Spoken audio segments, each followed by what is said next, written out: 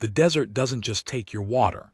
It takes your memories, one by one, until all you have left is the ghost of who you were. A ghost that can only be exorcised by the sound of a single, unbroken human voice. The sun wasn't just hot. It was a physical weight, a griddle pressing down on the world, cooking the color out of everything until it was just a bleached-out, shimmering hell. My horse, a claybank gelding named Dusty with a stubborn streak as wide as the Rio Grande, plodded along the dry creek bed, his head low, his steps a testament to the miles we'd put between ourselves and the last town. The name of that town was already a blur, a casualty of the heat and the miles. It didn't matter. None of it did. The only thing that mattered was the hollow feeling in my chest, the one that had been there since I'd buried my wife, Mary, 6 months ago. The only way I knew to outrun it was to keep moving, to lose myself in the vast, indifferent landscape. I was a rancher, or I had been. Now I was just a man on a horse, a ghost of my former self, wrapped in a duster that was more patches than original cloth. My name is Silas, and my personal quirk, if you could call it that, was a low, tuneless whistle I'd do when I was deep in thought. It was the only thing that filled the silence of the day, a sad, thin sound that made Dusty flick his ears. It was a habit Mary used to tease me about, saying I sounded like a lost sparrow. That was the kind of thing you remembered, when the silence was all you had left. I'd been riding for 3 days since I'd last seen a soul, a grizzled prospector who'd warned me about a band of renegade Apache to the south. I'd nodded, grunted a thanks, and turned north. I didn't care about Apache or anyone else. I just wanted to be alone, to let the desert scrub and the dry air strip away the last of my attachments to the world. The sun was beginning its slow, angry descent, throwing long, monstrous shadows across the canyon walls when I saw it. A break in the monotony, a flash of color against the tan rocks. It was a child. A small boy, maybe 5 or 6, was huddled in the meager shade of a stunted mesquite bush. He was wearing a simple cotton shirt, now a dirty rag, and his face was streaked with tears and dust. He was crying, a thin, reedy sound that was barely audible over the whisper of the hot wind. My first instinct, the reflex of a man who has spent too long isolated, was to look away, to spur Dusty on and find a good place to camp. It was none of my business. The desert was full of stories, and not all of them were yours to get involved in. But the whistle died in my throat. Something, a phantom pang of what I used to be, made me pull Dusty to a halt. I sat there for a long moment just watching the child. He was a small, fragile thing, a speck of humanity lost in a world of rock and sky. He saw me, and his crying hitched, a sudden intake of breath. He stared, his dark eyes wide and full of a fear that was so deep, it seemed to have swallowed him whole. This was the moment. The point where a man like me, a man who had made a promise to himself to be alone, could choose to ride away. The wind was picking up, promising a cold night, and the last thing I needed was a child. I didn't have the words, the comfort, the warmth, all that had dried up with Mary. I had nothing left to give. I was a hollow man, and a hollow man has nothing to offer anyone but his own emptiness. I was ready to ride away. I reached for the reins, my thumb pressing against the worn leather, my mind already planning my exit. I'd find a gully, make a small fire that wouldn't be seen, and sleep. Alone. It was what I wanted, what I needed. Then the boy did something that shattered my resolve. His small, dusty hand lifted from his side, and he made a plea, not in English. It was a few guttural, soft words in a language I didn't recognize, but the meaning was unmistakable. It was a request, a desperate, heart-wrenching plea that was beyond language. It was the sound of a soul reaching out, afraid of being left alone in the vast, indifferent dark. He was saying, "Don't go." It was the same sound Mary had made on her deathbed, a whispered, desperate plea for me to stay, to not leave her alone. The memory hit me like a physical blow, a sharp, searing pain that made my breath catch. The ghost of who I was, the man who loved, who protected, who cared, stirred in the hollow of my chest. My resolve crumbled. The decision was made not by logic but by a memory, by a child's fear that echoed the woman I had loved and failed. I let out a long, shaky breath. "All right, little one," I said, my voice a dry rasp. "All right."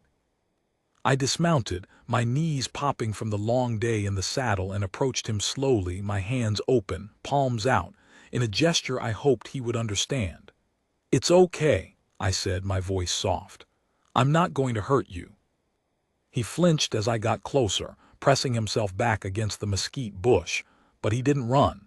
He was too exhausted, too scared, too dehydrated to do anything but stare up at me with those huge, terrified eyes. I crouched down, pulling my canteen from my belt. I unscrewed the cap and held it out to him. "Here," I said, miming a drink. "Water." He looked at the canteen, then at me. The fear was still there, but a desperate thirst was rising, a more primal need. Slowly, hesitantly, he reached out, his small, grubby fingers wrapping around the metal. He took it, and I helped him tip it to his lips. He drank greedily, the water spilling down his chin, and a small, pathetic sound of relief escaped his throat. I looked at the child, then at the long, empty trail behind me, and then into the vast, darkening sky. The wind whispered secrets through the rocks, and I knew with a sinking certainty that my journey of isolation was over. The ghost of the man I used to be was being called back to the world of the living, by a plea I couldn't ignore. I had nothing left to give, yet something in me was stirred to give anyway, and I was terrified by the vulnerability of it all. The sun finally dipped below the horizon, plunging the canyon into a deep blue twilight, and I was left alone with a child and the echo of a promise I had made to a ghost. The night, when it came, was an endless velvet shroud of cold. My fire was a small, defiant eye in the darkness, its flames reaching up to chase away the chill that seeped from the ground. It wasn't a large fire. I didn't want it to be seen, not with the boy. The Apache were known to be in the area, and I didn't know if this child was from their camp, or if he was lost, or if he was a scout. I just knew he was here, and the responsibility was a heavy weight on my chest. He'd finally stopped trembling, his small body curled up in my bedroll, wrapped in my duster. He'd refused to let go of the canteen, clutching it to his chest like a talisman. I'd tried to get his name, tried to find out where he came from, but he just stared at me with those unblinking eyes and said nothing. I didn't know a word of his language, and he didn't know a word of mine. We were two islands in the dark, just trying to survive until morning. I sat on a rock, poking at the embers with a stick, my mind a whirlwind of unease. This was insane. I was a man who had planned to disappear into the desert, to let the elements or time take me, and now I was a guardian. The irony was so sharp it was almost funny. The ghost of Silas, the rancher, the man who knew how to do things, build things, fix things, was rising from the ashes of the loner I had become. It was Mary's memory, that final plea, that had kept me from riding away. It was why I was here, trying to coax a few words out of a terrified child. Suddenly I heard it. A low, guttural sound that wasn't the wind, wasn't the pop of the fire, and wasn't the heavy sigh of a distant night bird. It was a voice, then another. They were speaking in the same soft, guttural language I'd heard from the boy. My blood ran cold. I grabbed my rifle from beside the rock, the familiar weight of the Winchester a cold comfort. The boy stirred, his eyes snapping open. He was instantly alert, listening. He scrambled to his feet, stumbling out of the bedroll. I grabbed his arm, pulling him behind me, my heart pounding a frantic rhythm against my ribs. "Stay behind me," I hissed, even though I knew he couldn't understand the words, only the meaning in my voice. Then I saw them. They melted out of the shadows of the rocks, not as an army, but as a cluster of dark shapes that seemed to be part of the night itself. There were perhaps 6 of them, warriors. They fanned out around our small camp, their movements silent and fluid, their presence a palpable threat. The firelight glinted off their dark eyes and the rifles they carried. It was a confrontation I had hoped to avoid, but one that the boy's plea had made inevitable. The lead warrior stepped forward. He was an imposing figure, his face painted in stark patterns of black and white. He had a stern, unyielding expression that spoke of a man used to command. He looked at me, then his gaze fell on the boy cowering behind my legs. He said something, a sharp, questioning command directed at the child. The boy didn't answer, but he started to cry, a low, desperate keening sound that was worse than his earlier fear. He looked at me, his small, tear-streaked face filled with a new kind of terror, as if I was his only anchor in a storm he couldn't comprehend. He started babbling, his words a torrent of desperation, and I could tell he was begging for something. The lead warrior's eyes narrowed. He took a step closer, his attention now fully on me. He was looking for a threat, and I could see the suspicion in his gaze. He had found his lost child, but he saw me, a white man, as a potential danger. The responsibility was no longer just to keep a child safe. It was to protect myself and perhaps to prove I was not the enemy. I did the only thing I could think of. I slowly, deliberately laid my rifle on the ground. It was an act of immense vulnerability. In the world of the desert, a weapon was not just a tool. It was a statement, a shield, a symbol of power. To lay it down was to say, I am not a threat to you or your child. The warrior watched me, his eyes unblinking. The boy, still crying, reached out and grabbed my hand, his small fingers wrapping around my calloused ones. His small act of trust was a silent testimony on my behalf. I was not the enemy. I was a safe harbor. The warrior said something else, softer this time but still directed at the boy.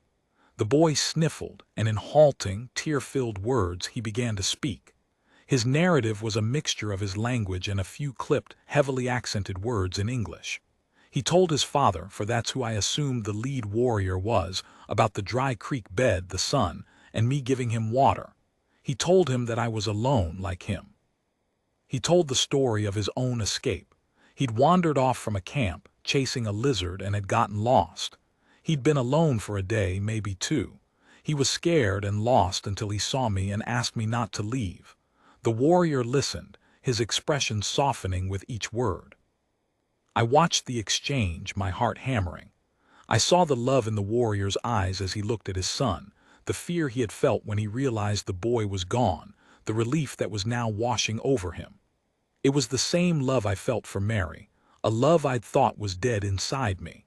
It was a human connection, a reminder that we all, regardless of our differences, fear the same things and love the same way. The warrior looked at me, his expression no longer a mask of suspicion, but one of grudging respect. He turned to the others and said a few words. They immediately relaxed, their weapons lowering. He then stepped forward, and the boy released my hand and ran to his father, wrapping his arms around the warrior's leg. The warrior scooped him up, holding him close, murmuring soft words in his ear. It was a moment of profound emotional shift. The tension that had been so thick you could have cut it with a knife dissolved, replaced by a deep, visceral relief. I watched as the warrior turned his gaze back to me. He didn't say thank you, not in words. Instead, he gave me a slow, deliberate nod, a gesture of acknowledgement that was more powerful than any spoken gratitude. It was an acceptance. He saw me not as an enemy, but as a man who had shown mercy. The cycle of distrust and suspicion had been broken by the simple, powerful act of a child's plea and my own decision to heed it.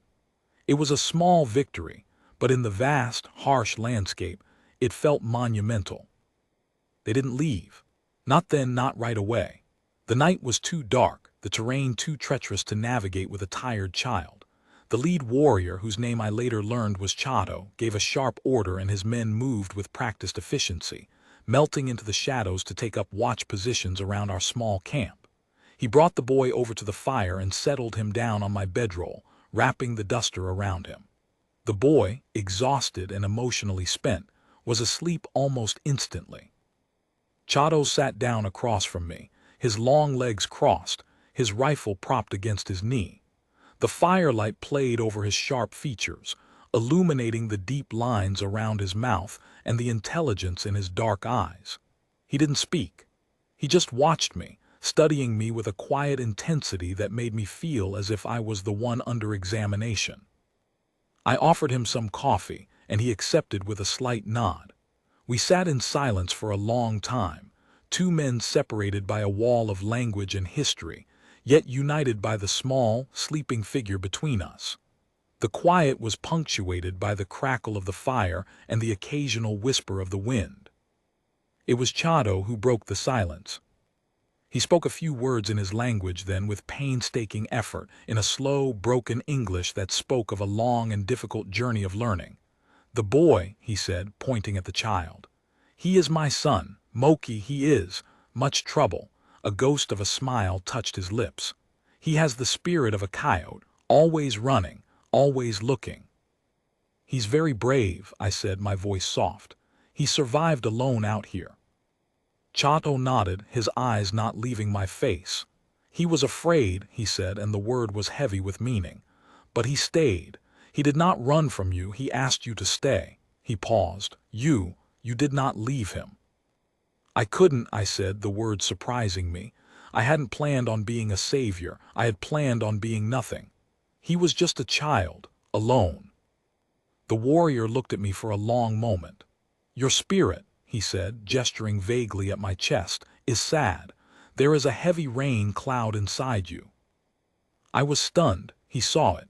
He saw the grief, the loss, the emptiness that I had been carrying with me.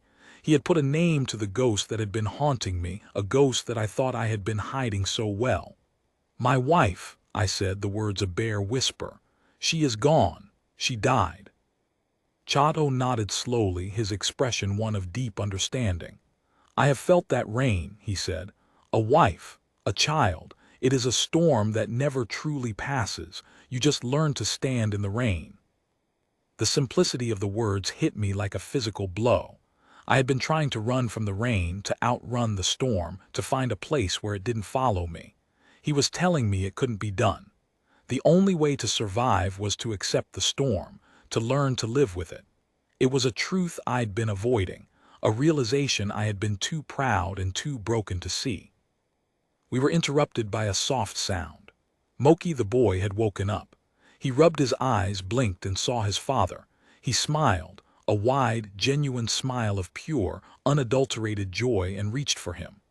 Chato pulled his son onto his lap, and the boy immediately started chattering, pointing at me and then at the canteen. Chato listened, nodding and offering soft replies. Then he looked at me. "He says you have a funny sound," he said, his eyes crinkling, "like a sad bird." I realized he was talking about my whistling. A flush of embarrassment crept up my neck, but the boy wasn't done. He continued talking, his words a torrent of childish enthusiasm, occasionally peppered with English words he seemed to have picked up. He was telling his father about how I had found him, how I had given him water, and how I had stood in front of him when the men came from the dark. He spoke of me like I was a hero, like I had saved his life, and the weight of his small, unearned admiration was heavy on my shoulders. I was not a hero. I was a man who had almost ridden away. I was a man who had been ready to abandon him to his fate, to leave him alone in the desert because of my own selfish grief. The guilt was a sick, twisting knot in my gut. Chato looked at me and his eyes were piercing. He had the look of a man who could read a soul. "You almost did not stop," he said. "It wasn't a question. It was an observation, a statement of fact." He knew. He had seen the hesitation in my eyes, the ghost of my plan to ride away.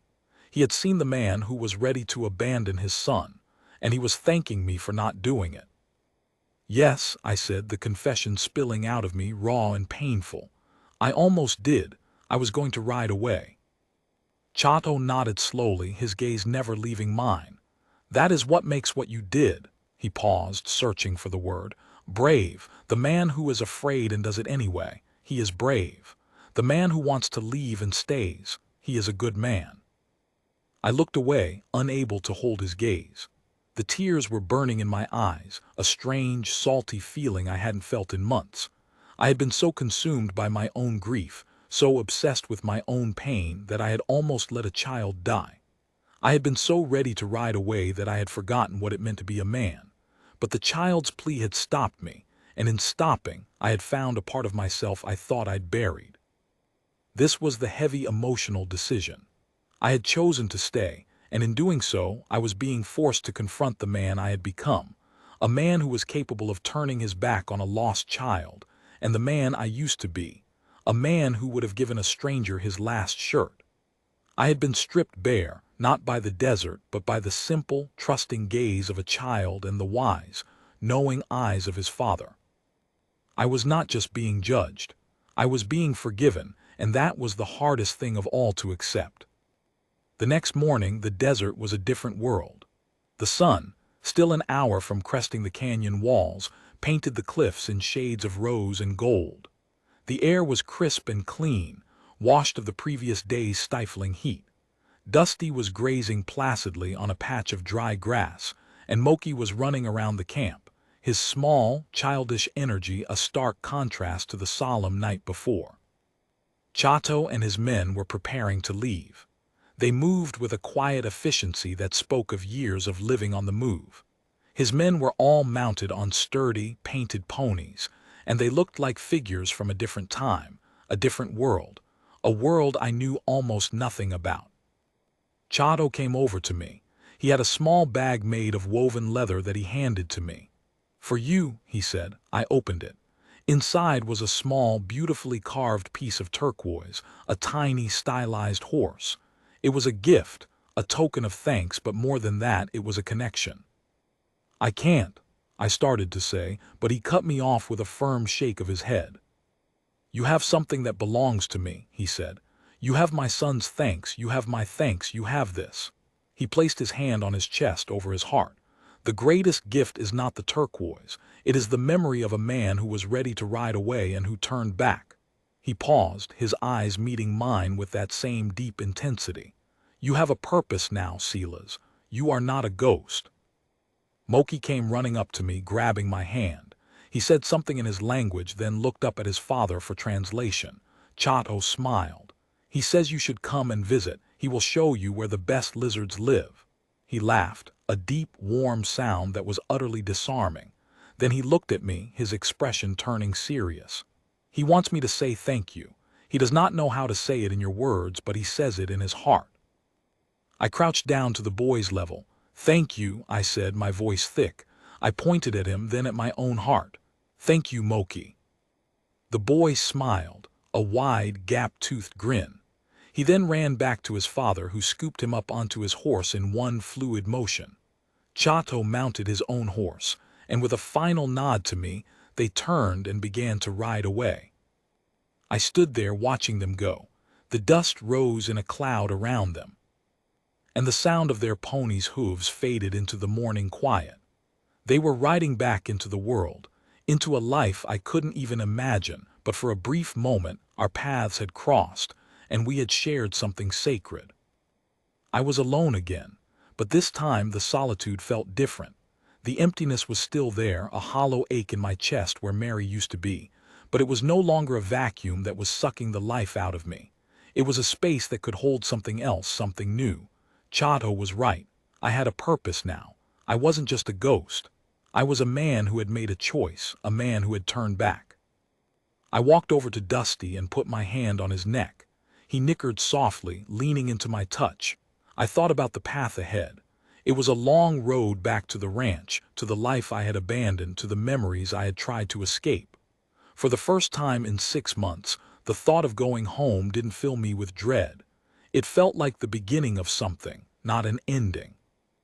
I mounted Dusty, and as I turned him away from the canyon, I let out a low whistle. It was the same sad, tuneless sound I always made, but this time it felt different. It wasn't the sound of a lost sparrow. It was the sound of a man who was learning to stand in the rain. The story didn't end there. It never does. It continued with every step Dusty took, with every creak of my saddle, and with the small, heavy weight of the turquoise horse that was now a constant presence in my pocket. I thought of Mary, and the tears that came were not just tears of grief, but of a love that had been given a second chance to breathe. I thought of Chato and Moki, and the reminder that humanity, in all its forms, was capable of profound kindness. The quiet of the desert was no longer a tomb. It was a cathedral, and I was just beginning to learn how to pray. The trail ahead was long, but for the first time I was looking forward to seeing where it led.